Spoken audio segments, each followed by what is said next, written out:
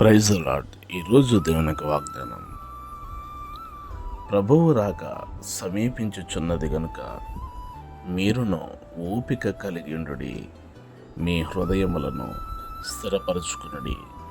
యాకోబు రాసిన పత్రిక 5వ అధ్యాయం 8వ వచనం. ప్రియులారా, ప్రభు అయిన యేసుక్రీస్తు యొక్క రాక సమీపముగా ఉన్నది గనుక మనము ఓపిక కలిగి ఉండాలని, ఆయనను ఎదుర్కొనే సిద్ధపాటు కలిగి ఉండాలని, అంత మాత్రమే కాక మన హృదయములను కూడా అస్థిరమైనటువంటి హృదయములు కలిగి ఉంటే మన హృదయములను స్థిరపరచుకోవాలని దేవుని లేఖనం సెలవిస్తూ ఉంది.